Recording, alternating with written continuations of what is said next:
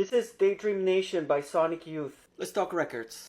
Thurston Moore met Kim Gordon in New York in 1980. They were both part of the no-wave noise scene in the city and soon started playing together. Moore came up with the name Sonic Youth, which was a combination of guitarist Fred Sonic Smith from the legendary MC5 and reggae icon Big Youth. In 1981, they played Noise Fest and met guitarist Lee Ronaldo, who was a member of Glenn Branca's Noise electronic guitar group. Moore was fascinated with the way Ronaldo played guitar and asked him to join the band.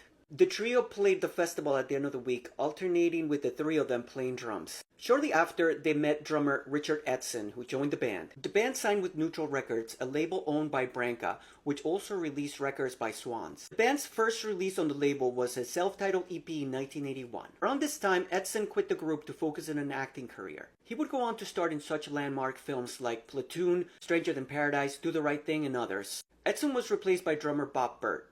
Thinking that Bert's playing was not up to par, they fired him and got James Sclavunos as a drummer. They released their first studio album, Confusion is Sex, in 1983. Before the band was set to embark on a summer European tour, Sclavunos left the band. He would go on to play with Nick Cave and the Bad Seeds. Bert came back to the fold with the condition that he won't be fired after the tour was over.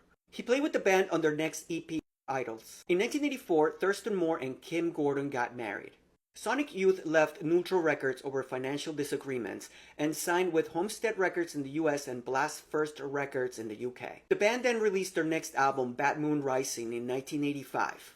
Bert left the band shortly after and was replaced by Steve Shelley. Sonic Youth then signed with SST Records and released Evil in 1986. This album gave the band more notice in the underground scene. The album Sister followed in 1987, which got great reviews and made the band even more popular in the independent circuit. Around this time, however, the band was not happy with SST and signed with Enigma Records through Blast First. Given the distinctive style of noisy post-punk of Sonic Youth, the group often came up with songs by bringing in melodies and changing the chords, which took months to shape. For this album, the writing process consisted of long jam sessions to come up with new songs. Moore had amassed so much music written that it looked like this album may be a double album. The group began recording between July and August of 1988. Silver Rocket was the first single released ahead of the album in September of 1988. On indie labels Forced Exposure, Daydream Nation by Sonic Youth was released as a double album on October 18, 1988 on Enigma Records in the US and Blast First Records in the UK. The album was produced by Nick Sansano, who by then had only engineered hip-hop releases, working with such groundbreaking albums like It Takes a Nation of Millions to Hold Us Back by Public Enemy, America's Most Wanted by Ice Cube, and the amazing single It Takes Two by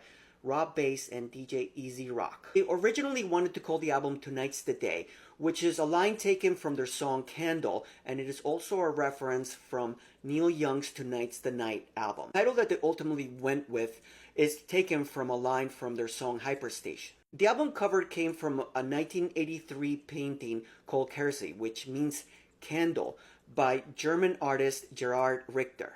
The vinyl edition came with this fold-out poster. Daydream Nation didn't chart in the US, but it reached number 99 on the British Albums Chart. Teenage Riot was the next single, released in October of 1988. The band directed their own music video featuring many of their idols. Apparently, the track was really supposed to be Rock and Roll for President, and it was an homage to Dinosaur Jr.'s frontman, Jay Mascis. The song was chosen as one of the 500 songs that shaped rock and roll by the Rock and Roll Hall of Fame. Daydream Nation by Sonic Youth received universal acclaim. It made it into many Best Albums of the Year lists by many major publications. Due to the album's critical praise, the band was able to sign with major label DGC Records. Daydream Nation has been called one of the best albums of all time. Rolling Stone magazine ranked the album number 328 on the 500 Greatest Albums of All Time list in 2003 and 2012, going up to number 171 on the 2020 Revisited list.